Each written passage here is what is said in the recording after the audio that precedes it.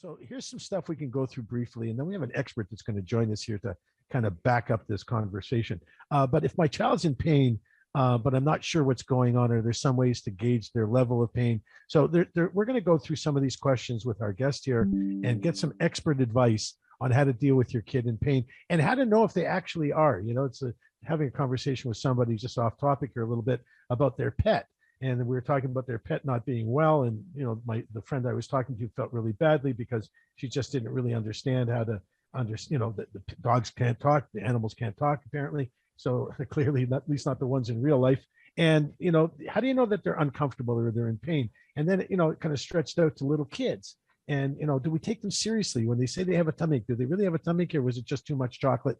All that kind of stuff. So I think it's a great conversation to have. And I'm having that conversation right now with Dr. Dina Kulik. She's a pediatrician and the founder of Kid Crew Clinic. And we're going to find out all about that. And welcome to the show, Dr. Dina. Thank you for having me. My pleasure. Thank you for staying up late. So conversation about kids in pain, obviously nothing new, right? No, it's how we roll. We all have pain sometimes. Okay. So real quick, though, before we kind of get into this, can you tell me a little bit about the Kid Crew Clinic?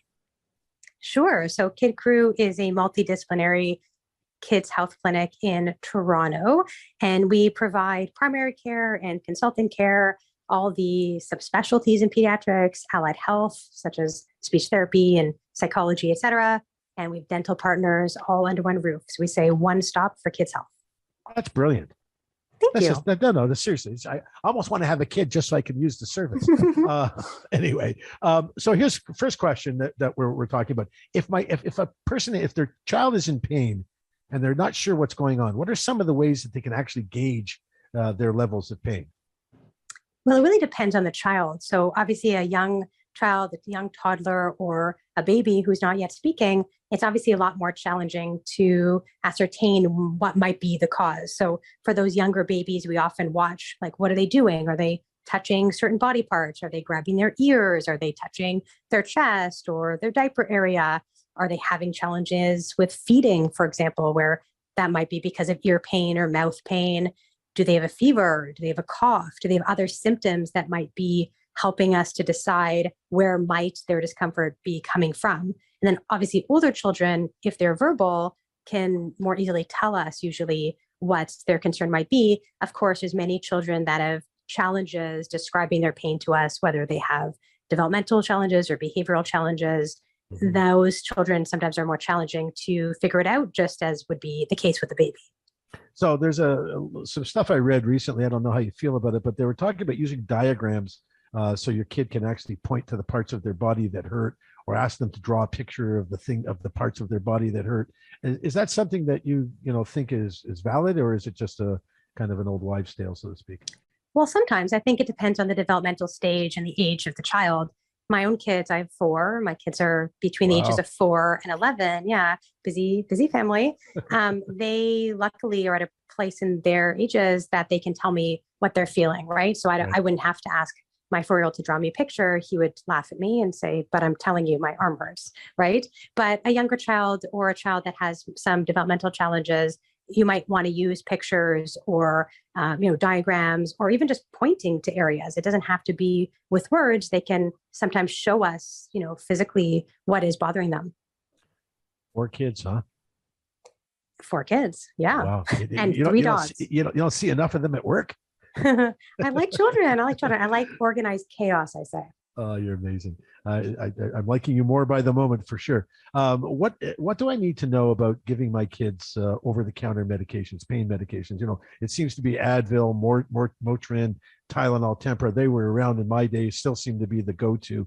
How should parents, do they need to be careful with this? Or, can you provide it? When my kids were a little bit warm and, weren't sleeping and a little bit, scratchy throat, we immediately threw, the baby Advil at them, the baby Tylenol at them.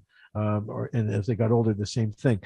Is this something that parents can do feeling some comfort, or should they be cautious? I think generally speaking, parents can use these kind of medicines that are over the counter. I do recommend, though, always for families to review their child's weight with their doctor to know for sure what the best dose is, because many families will use too much or you're at risk of using too little. And if you don't know exactly your child's weight, that can pose a challenge. And then also the dosing frequency. So acetaminophen, that being Tylenol or Tempra, can be given every 4 to 6 hours. And ibuprofen, like Advil or Motrin, can be given every 6 hours. So I recommend for families to review with their healthcare provider what the child's recent weight is. Like we do this for families at Kid Crew. On each visit, we write down for them their child's current weight, and actually we write down the dose of ibuprofen and acetaminophen for them should they need post-vaccine, for example. And then when parents give the medicine, I recommend that the caregiver writes down how much they gave and what time. So if there's another caregiver that comes along and isn't quite sure when, that we're not giving too much or too frequently. I love it. If a kid has headaches, or they complain constantly about a stomach ache or a headache, but in headaches in particular, is there something that parents can do? Like I know when I get headaches, I suffer from mild migraines, so I need to be dark. It needs to be dark. I need to relax. It needs to be quiet.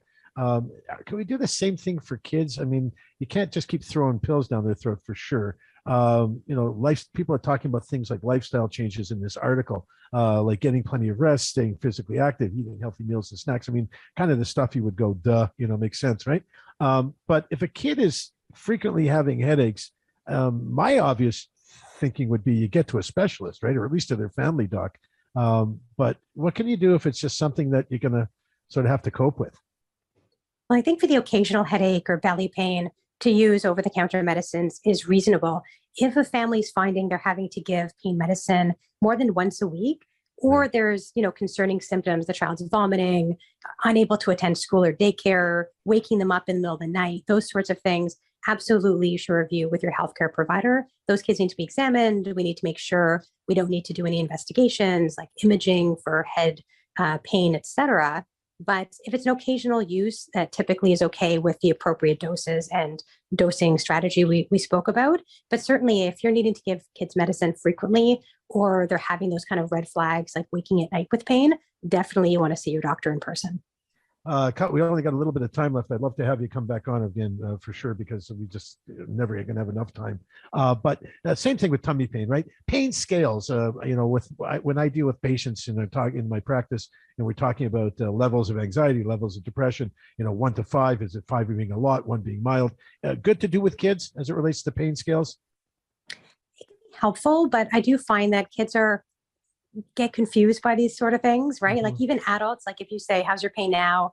They might think about it. If you ask them in an hour, is the scale really the same? There is some evidence that pain scales are helpful. We use them in the emergency room all the time. But if you're trying to compare one moment to another, I think it's, oftentimes with the young kids, especially, I would rather ask something like, is it a little bit? Is it a lot? Is it the worst pain you've ever had? Like more kind of less granular and more big picture. But I'm also looking at how is a kid behaving. I mean, some children will say they're in an awful lot of pain and they're running around the exam room. Like, I'm not so worried about you, depending on what you're saying. It's also much more for me about the clinical picture. What is the child doing in front of me? Are they drinking? Are they interacting? Are they moving around? And I use that much more, that clinical judgment piece versus just what they're saying all the time.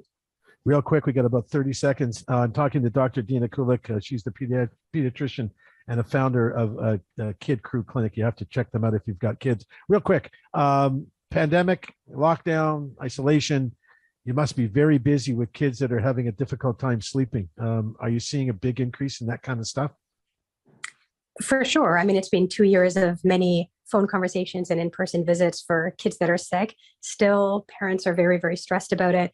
I do not think any numbers have gone down from what I can see, though, of course, kids and most adults don't have access to PCR testing, and rapid testing seems less and less accurate with each strain that comes. Certainly still very, very busy with viral illnesses.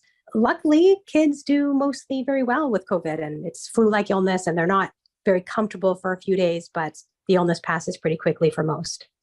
Amazing. Thank you so much, Dr. Dina Kulik. We'll have her back on again. We're going to come back. We got more stuff to do.